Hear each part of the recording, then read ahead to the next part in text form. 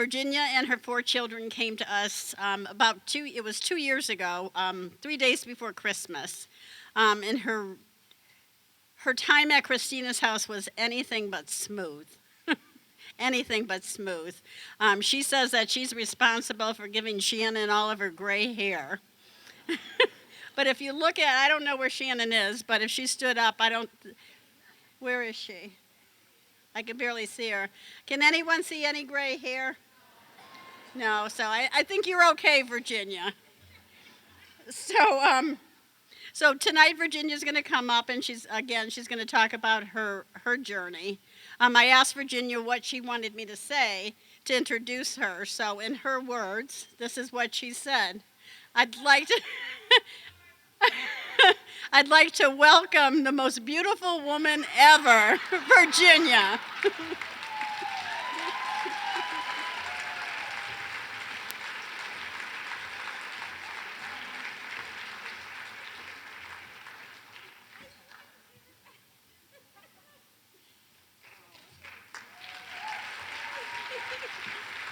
Oh my God. Only Linda, right? All right. Good evening, you guys. Here we go. I'm one of the many fortunate moms that had the privilege of living in Christina's house. I wasn't asked to do this speech. I offered. I felt it was important to share my testimony. So my story is very common. I moved here from New York, following a man, looking for happiness. And I did for a while. I mean, he did give me 4 beautiful girls who are, my world. But after a few years, things changed. He changed. He was more interested in the streets and his friends than his family. And it got so bad that we started losing everything, including our home. So I did the only thing that I could do. I left him. And I went to the welfare and I seek for help. So the welfare placed me in a shelter. And the shelter they placed me in had 35 other families, which often fought and stole each other's food, including mine. So many nights, me and my girls went to bed hungry with barely chips or junk food. And, for a kid, having junk food for dinner is awesome. For a mother, it's devastating. So I often cried. While living in the shelter, my kids started attending Hope for Kids. It's a church. And the pastor there introduced me to Christina's house. And that's where everything changed. Coming to Christina's house, the first thing I said is oh my God, what a home. I mean, it wasn't a shelter, it was a home, beautiful. Everything about it was, when you come from nothing and you walk into Christina's house, it's like a mansion, it's beautiful. So I'm there and I'm happy. And then all of a sudden, Bible class started. Love language started. And mandatory class this, mandatory class that. And I was overwhelmed. I couldn't handle it. I grew up with very good parents, but they never taught me boundaries. I didn't even know the meaning of boundaries.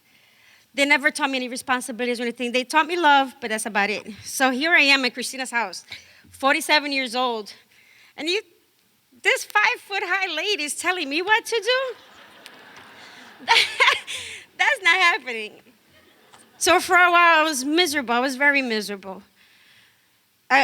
Going back to the past, lying worked for me.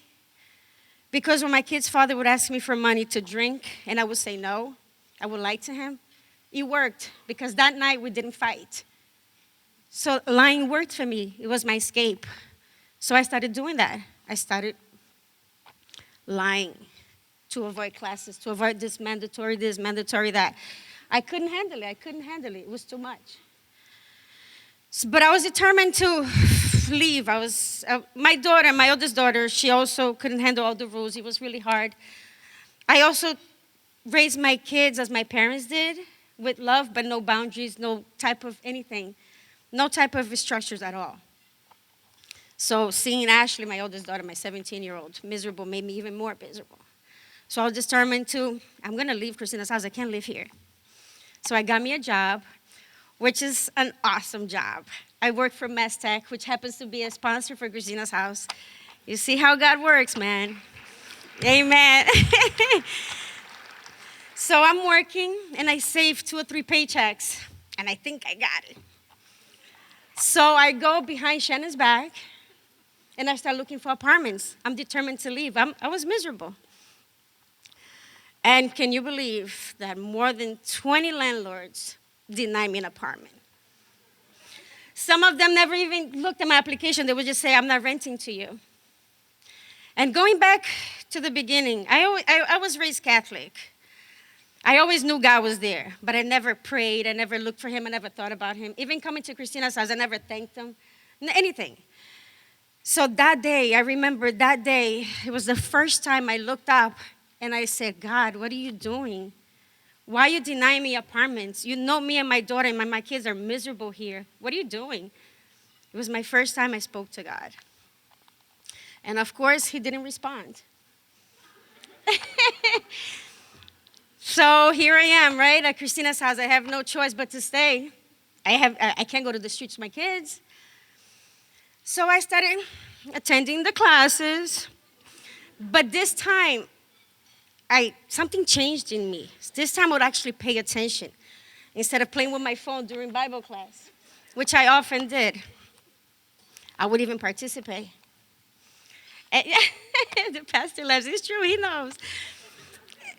I would participate, and I would even go up to my room and pray. I started to pray. Never did that before. And I would talk to God. I would talk to God about everything. I must have drove him crazy for a while. I wasn't never much of a Bible reader, but I listened to a lot of Christian songs, and they impacted my life very much. There's this one particular song that really, really changed me, and it's called Fear is a Liar by Zach Williams. And I'm going to read you just a little verse. Without crying, I'm going to try. When he told you you're not good enough, when he told you you're not right, when he told you you're not strong enough to put up a good fight, when he told you you're not worthy, when he told you you're not loved, when he told you you're not beautiful, you will never be enough. Fear is a liar. And that's just one of the verses of this most amazing song. And I listened to that song 100,000 times. And I believed it. It changed me. And I even went and got my driver's license. For those who know me, I could barely walk. Never rode a bike, roller skates, or anything. And here I am driving. And I got the most amazing car. It's the most beautiful thing ever. It's my Mercedes. That's what I call it. And now I have a beautiful home. And my life has changed. My heart, I was so blinded, so cold, so shout out from God. Now blessings just flow. Once you give your heart to God, he rewards you. And I'm not just thanking God, and I don't want you guys to think I'm praising the God for the material things he gave me, like cars or this or my home. No. I'm praising God because he has changed my heart. He has changed me. He has made me brand new.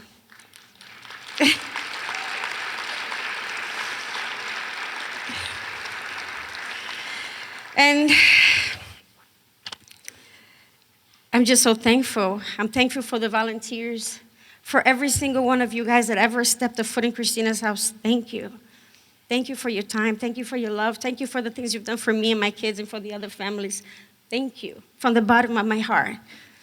And I also wanted to mention to the donors, to you guys who take your time at home or work, where you sit at your desk and you write out those checks for Christina's house. I want you to know you're not just paying a light bill or helping pay the mortgage or even feed the house. You are changing lives. You are saving lives. You have saved me. And I thank you. I'm forever thankful. One last thing. There's this one song, it was written in 1772, Amazing Grace. And even though it was written years before I was born, I know it was written for me. And he goes, Amazing Grace, how sweet the sound that saved a wretch like me. I was once blind, Oh no, I'm sorry. I once was lost. Now I'm found. I was blind, but now I see. Thank you.